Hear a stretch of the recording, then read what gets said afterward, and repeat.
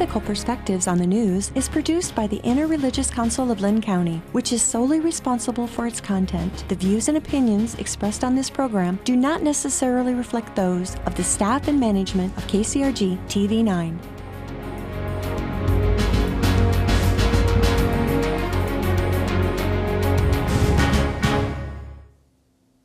Good morning and welcome to Ethical Perspectives on the News. My name is Scott Samuelson and I'm a professor of philosophy at Kirkwood Community College on the Iowa City campus. We've just been through an election that in many states was decided by a few thousand votes. It's a poignant reminder of just how important it is for us to exercise this basic right of citizenship. But voting isn't important just for the ramifications of an election. It's also one of the key ways that we participate in and belong to a political community. What would it mean to have your vote taken away? Over 50,000 people in Iowa know what it means to have their vote taken from them. Iowa has a permanent voting ban for people with a felony conviction. In 2005, then Governor Vilsack restored voting rights to people who had completed their sentences. But in 2011, Governor Terry Branstad signed an executive order that reinitiated a process so that former felons must apply to get back their voting rights. Though only 4 states, including Iowa, have such a ban for felons, most states do put limitations on voting in relationship to convictions for crime. By some counts, as many as 6 million Americans are disenfranchised due to a felony conviction. Should people who committed a felony be denied the right to vote? Or should those who have paid their debt to society be restored to full citizenship? What limits, if any, should we place on voting rights with regard to the conviction of a crime? We have a great panel today to discuss these matters. To my left is Todd Pettis, a professor of law at the University of Iowa. Thanks for being on, Todd. My pleasure, thank you. Tracy Gryp, a voting rights advocate. Tracy, thank you for being on. Thank you. And at the end, Mike Cervantes, the director of the Inside Out Reentry Program. Mike, thank you for being on.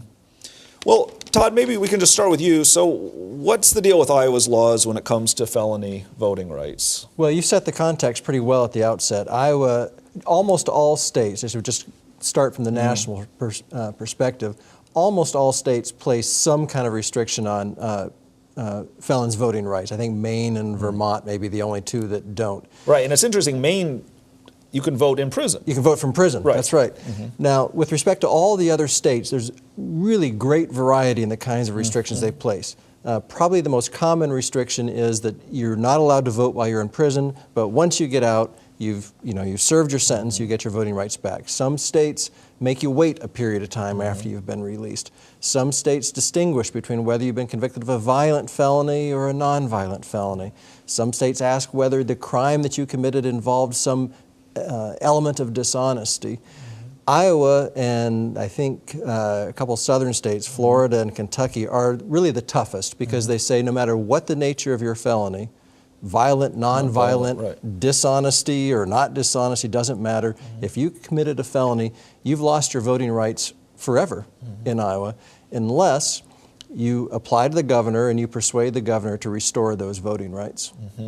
Right, and as I understand it, since 2011, only 148 people have had their voting rights restored since then. I think that's right. Okay, well, let's get Tracy in on the conversation. I'm really glad to have you on, Tracy, because you've had personal experience in some ways with this very process. Would you be willing to talk a little bit about what your view is from having gone through some of this? Sure. I personally don't feel that taking the voting rights for people that have a crime that has nothing to do with the electoral process does anything to deter crime. I never once considered my voting rights when I committed my crime. It doesn't make sense to me, but that's the way it is. I feel strongly that once I've paid my proverbial debt to society, I should have my rights restored.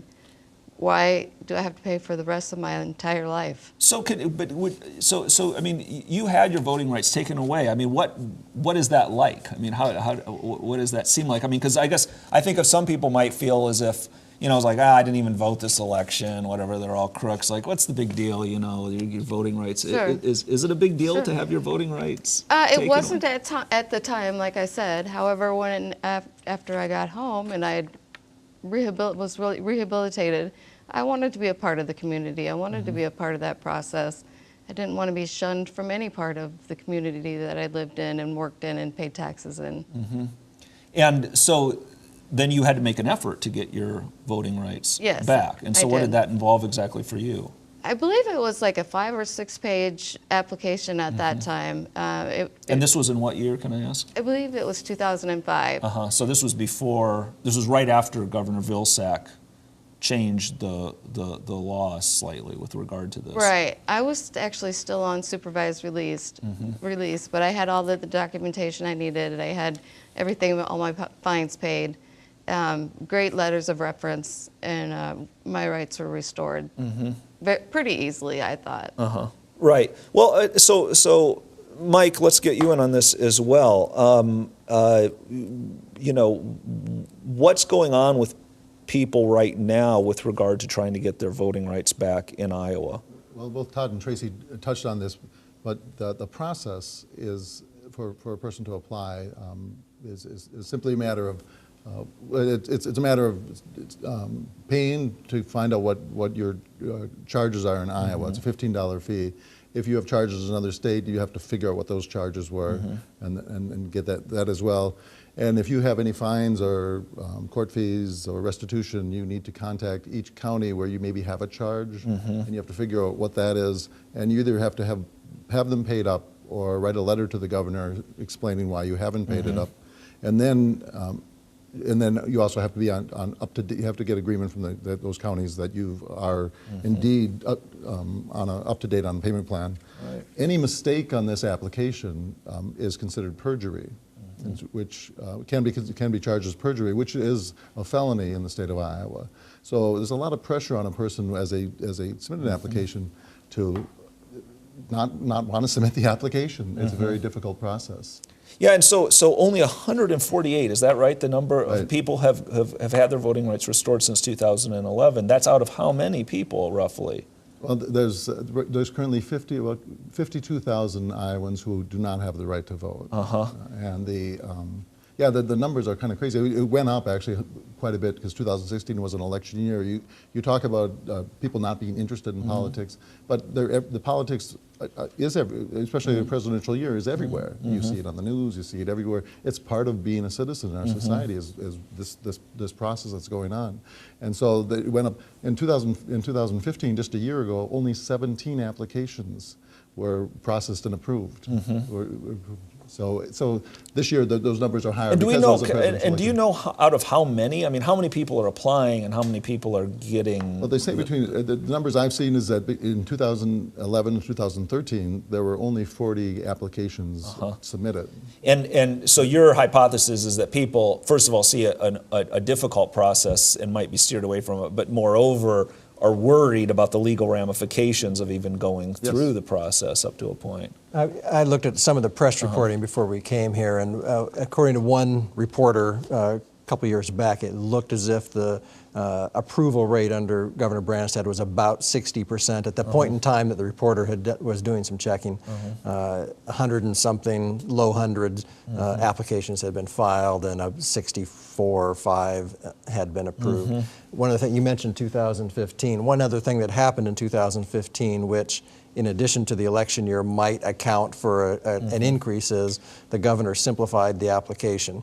It's still, you still have to worry about perjury, you still have to pay some fees in order to gather the information you need to fill it out, but you mentioned the long application you had to fill out. They've got it down to a page now. It's not, you know, from shrinking the font, they've cut down on the number of questions. You used to have to include a statement, for example, saying, you know, tell me why you think you deserve it, essentially. Why should we give you your citizenship? That question is not on there now. Now it's a little more basic. What crime did you commit? What sentence was imposed? What court fees have you been ordered to pay? What restitution have you been ordered to pay to a victim? How much of it have you paid? And then you sign it and it goes into the governor. That happened in 2015. I don't know if we know since that change was made, whether that change has resulted in an increase. But even if there has been an increase, we're still talking about very small numbers relative to the thousands of people who are losing their voting rights and being kind of placed in this pool where in order to get out, you now have to fill out the paperwork. Right. Yeah, did you want to jump in? And then for the 6-year period when voting rights were automatically restored for a person finishing their sentence, again, we're talking about people who the law enforcement has said they're no longer need to be on parole or probation. They no longer be under supervision. They're in our communities. They're working. They're raising their families. For that 6-year period, 150,000 Iowans got their voting rights back restored automatically. And there were no repercussions. Some of them voted and some of them didn't. There's evidence that people who are in the criminal justice system tend not to be as engaged in politics, but having the chance to vote, having the chance to be engaged, having the chance to be in their to have a voice in their community is really just a fundamental right of what it means to be an American. Well, okay, and I want to talk about both those sides of it. I mean, on the one hand, we have the question of what are the kind of ramifications for this for Iowa, for public safety, for crime, for anything like that. But I want to maybe start with just, to me, the basic moral question. I mean, is it right or wrong to deny voting rights to someone after they've served their sentence? Tracy has already made a kind of, to me, a powerful point that at some level, you know, we have this principle of justice that says, or of retributive justice that says, okay, you've done a crime, you have to have a penalty that is proportionate to that crime, but it needs to be limited by something. Famously in the Bible, there's the line, an eye for an eye. I take it, among other things, that means that you shouldn't do more than that to punish the person. The punishment should somehow be proportionate. Is it wrong in some ways to have a punishment that lasts permanently for a crime that very few people would think deserves a permanent punishment? I don't know, Tracy, maybe we can start with you. I mean, you've already spoken to this a little bit. I mean, I feel it is completely wrong. There's no reason for it. It does nothing to deter crime, but it does everything to restore your sense of belonging in a community. But what about to someone who would say, but look, some people have committed very grave crimes, felonies, and they've shown that they're not interested in the good of our society, and we should deny them the right to vote on that basis. They shouldn't have a say in our society based on the fact that they've done this kind of a thing. If they've completed their sentence and if they've paid their debt to society, I don't believe that they should have to pay for the rest of their life in any way, shape, or form. I want to make a point that we often refer to people by labels. We call people, this is called felony voting, and we call people ex-offenders or ex-cons. We refer to people returning from prison as returning citizens. And think about the goal, hopefully all Iowans share, is that when people return from incarceration, that they have a successful reintegration back into the community, that they're engaged in the community, that they're productive, that they care about what's going on in the community. And when you think about a good citizen, we think a good citizen also is someone who votes and casts their ballot and pays attention to what's going on. If that's our goal as a state, and if there's one thing we can do is restore those rights when a person returns and make that part of their reentry, that's what we need to be doing. In fact, there's evidence that shows, a 2004 study that shows that people who return to the community and don't vote and engage, are twice as likely to reoffend, commit another crime, as someone who returns to the community and becomes a voter. Right. So by giving people a say, it's like they're giving them a stake in that society, which in a way holds people more responsible. But Todd, I want to ask you the same question about, and maybe we can think of it both from a moral and a legal standpoint. Is there a way in which people's either moral or legal rights are being violated by being denied the right to vote? Well, I'll try to stay on the law side of the line, or just maybe speak to all of it. I don't have an answer, and I'm certainly not here to try to sell an answer, but to kind of just help frame the question or the problem. The breadth of Iowa's ban contributes to the challenge of trying to justify it. And here's what I mean by that. If we were a state that said, that limited the lifetime ban on voting, if we limited it to those who had committed crimes that were directly relevant to the integrity of the electoral process, for example, if you have engaged in voter fraud or intentionally submitted some kind of fraudulent voting registration, and we said, that's it, we're never going to let you vote again. then when we try to justify that, our explanation would be tailored to that circumstance. Well, you have revealed yourself to be someone who has such disregard for the democratic process. Right. We can't trust you. You've proven we can't trust you in this very process, so we're going to keep you out of the process. Right. Iowa's ban is much broader than that. It covers Right. all felonies. And so whatever explanation we give has to account for felonies of any kind, whether it is a low-level, relatively low-level, but still felony-level drug offense, Right. or murder, or anything in between. Now, when Governor Branstad reinstated the requirement that you have to come to the governor's office through paperwork and apply, and unless you do that, you've lost them forever. When you look at his executive order, a couple of things that he emphasized were he addressed Governor Vilsack's decision in 2005 to say, once you've served your time, automatically you get your voting rights back. It's a short little document, the executive order. People can find it online. And what he says there is, well, as a way to help ensure that people pay their court costs in the name of fairness to victims, I want to make sure that if a convicted felon has been ordered to pay restitution, I want to make to the victim, you've harmed someone to the tune of $10,000, you have to pay them back $10,000 in addition to serving your prison time. I want to make sure that they have done that. And so there's a kind of the beginning of an argument that you can see there, Right. which says, your debt to society is more than just the prison time that you served. It Right. includes these other things, and I want to make sure you've done all of that. And I don't know whether anyone has outside the governor's office access to the applications that have been filed. Those, so we can see if there's a correlation. Does everyone who has paid all of their financial debts, do they all get their rights restored, or do they not? I don't have that information, but I think somewhere in there is kind of the beginning of an explanation about why the debt we do has what not we been do. paid yet. Yes. But it does seem to me that that's a dangerous road, particularly as you said in the beginning, when you're doing it in such a broad manner to apply to all people who've committed a felony. One of the things we run into, if that is the justification, is both on the moral side and on the legal side, this notion that you have to pay money in order to get your voting rights back.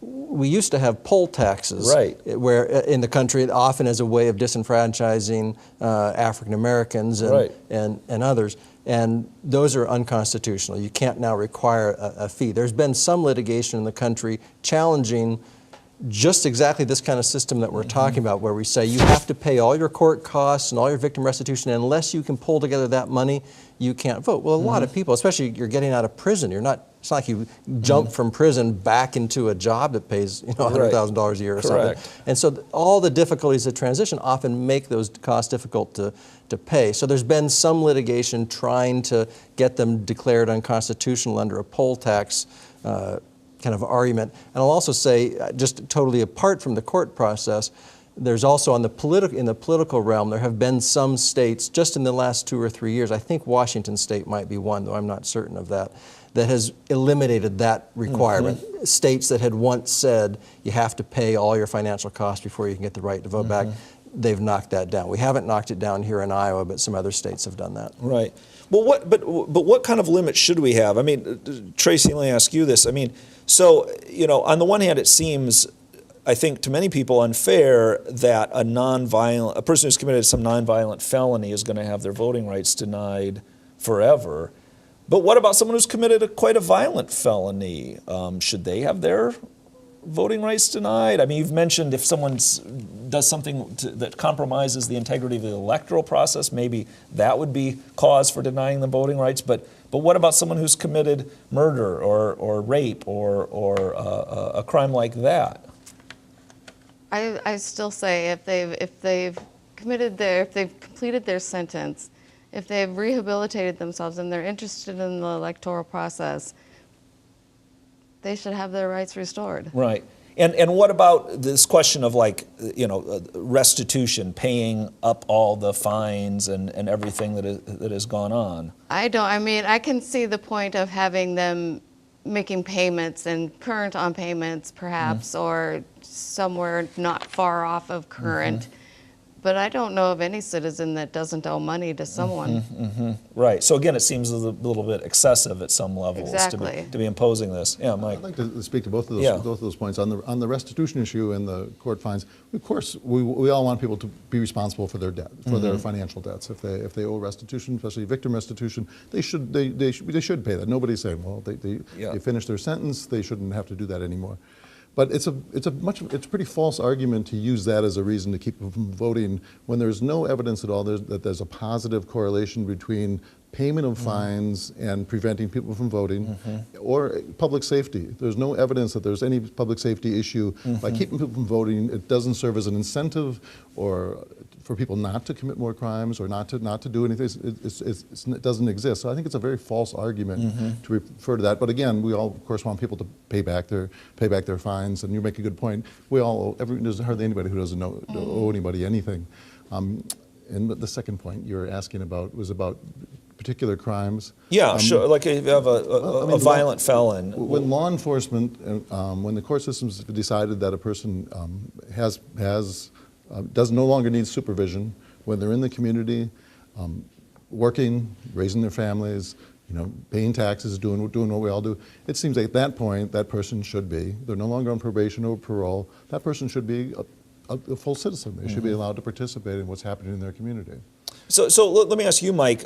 You've talked about this idea of thinking in terms of returning citizen. I mean, is there a kind of moral obligation that society has to return people to full citizenship?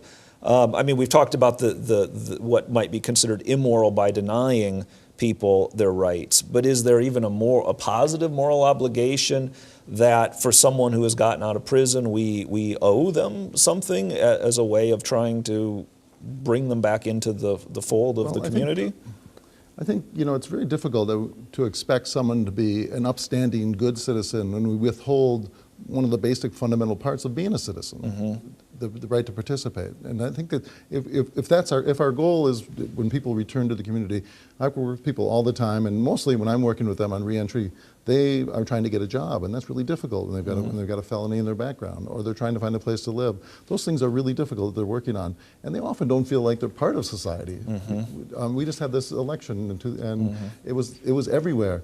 None of them could participate. We didn't ever. When we had our meetings, when we sat down and talked, we just talked about other things.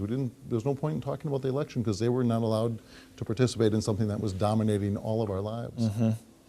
And so, what about you mentioned earlier the idea of if we do a kind of cost-benefit analysis of this, what are the costs? What are the benefits? I'm happy to hear from anyone here about restoring voting rights or not, allowing people to vote. What are the potential harms or the potential gains that Iowa faces? I mean, is there any harm that we need to be concerned about? One good source of information about this is to look at amicus briefs. Amicus briefs are documents that are filed during litigation, not by the parties to the lawsuit, but usually by organizations like the NAACP or the Brennan Center for Justice or the League of Women Voters. And those briefs, which you can easily find online, one of the functions they serve is cataloging the kinds of societal costs. And the briefs that are filed are often on that side. They're not in favor of these bans to begin with, and they're focusing on cataloging the costs rather than benefits. So just to focus on the cost side, one thing that we haven't talked about, there's huge racial implications of these bans across the country. The percentage of African American men in Iowa who have lost their voting rights because they're convicted felons is very, very high. I'm not going to say a number because I don't know the precise number, but it is. Oh, I saw a number that was over 9% of African Americans in Iowa. Yeah, and it wouldn't surprise me, frankly, if the number were higher than that. But that, to me, that's quite astonishing. And across the country, there's a racial dimension. That's one cost, and then of course, if you're a child of such a family, so you're being raised by a parent where voting is not part of one's life. I've taken my daughter, or my wife has taken our daughter when we have gone to vote for convenience and for not necessarily for a civic lesson, but just for childcare reasons. But if you don't ever see your parents vote, then that starts to inculcate a certain kind of a culture of non-participation. So that's something that people have talked about. I don't know if others want to talk about costs or probably going to hear more about the costs and the benefits on.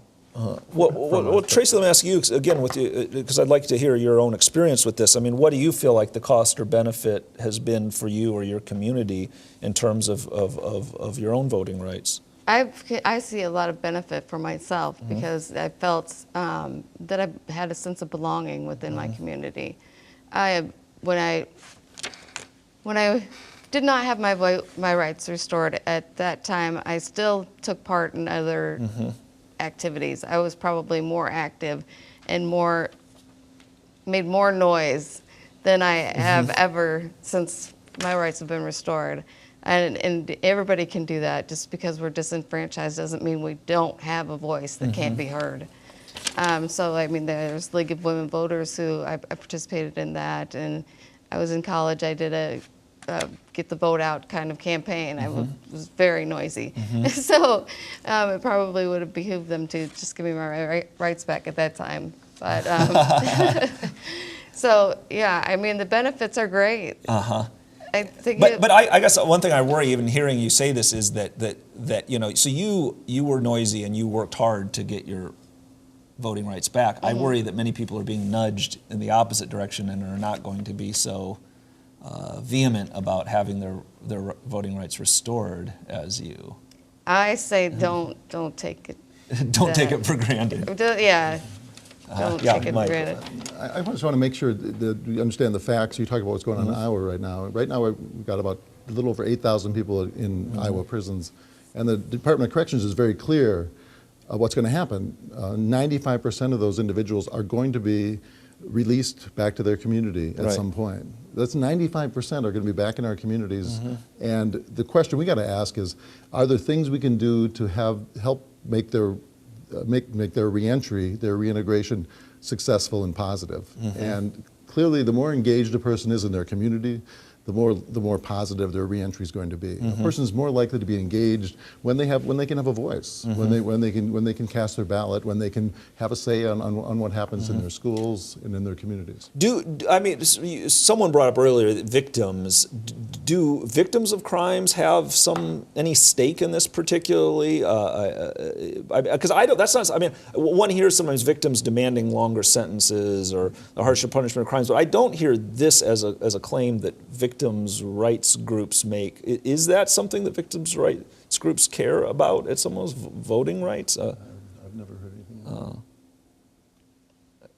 I haven't heard anything officially. I don't know. I wouldn't be a good person to ask because I don't have contact with those groups. Since we're almost out of time, I want to get to one other quick thing, Todd, and that's just the constitutional right. Is there constitutional grounds for objecting to a ban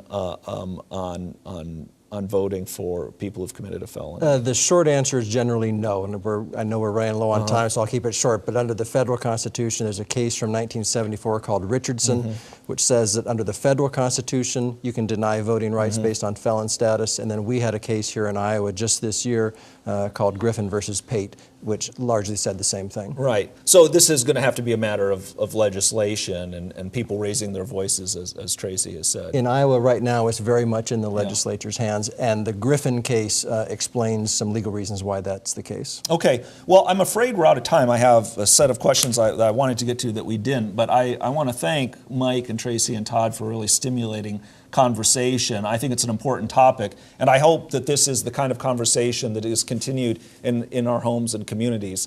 So thank you very much, and we'll see you next time on Ethical Perspectives on the News.